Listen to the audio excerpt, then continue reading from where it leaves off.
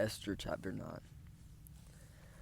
Now in the 12th month, which is the month of Adar, on the 13th day of the same month, when the king's command and edict were about to be carried out, on the very day when the enemies of the Jews hoped to gain the mastery over them, the reverse occurred. The Jews gained mastery over those who hated them.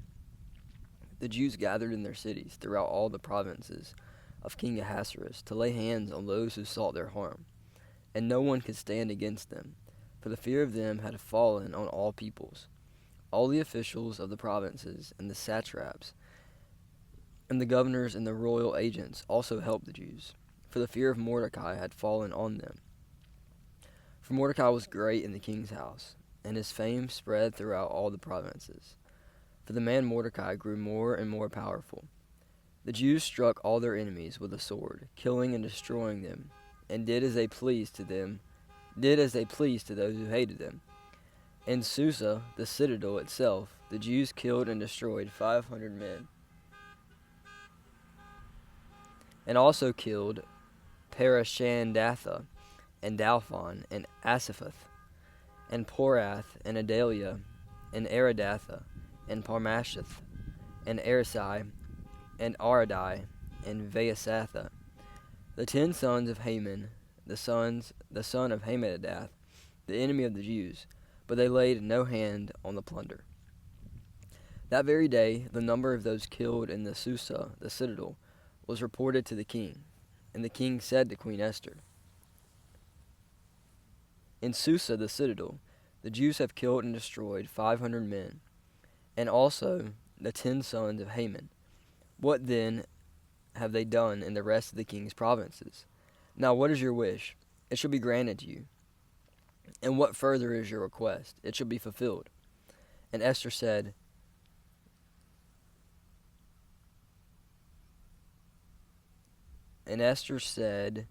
"If it please the king, let the Jews who are in Susa be allowed tomorrow also to do according to this day's edict, and let the 10 sons of Haman be hanged on the gallows."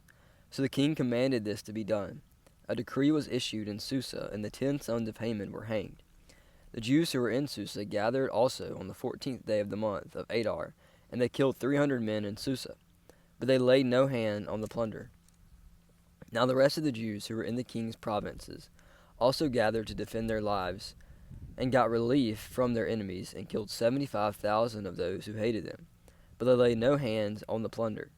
This was on the 13th day of the month of Adar, and on the 14th day they rested and made that day a day of feasting and gladness. But the Jews who were in Susa gathered on the 13th day and on the 14th month, and on the 14th, and rested on the 15th day, making that day of feasting and gladness.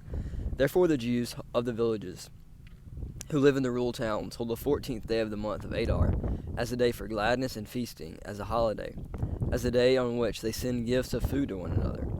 And Mordecai recorded these things and sent letters to all the Jews who were in all the provinces of King Ahasuerus, both near and far, obliging them to keep the 14th day of the month Adar, and also the 15th day of the same, year by year, as the days on which the Jews got relief from their enemies, and as a month that had been turned for them from sorrow into gladness, and from mourning into a holiday, that they should make them days of feasting and gladness, days for sending gifts of food to one another and gifts to the poor.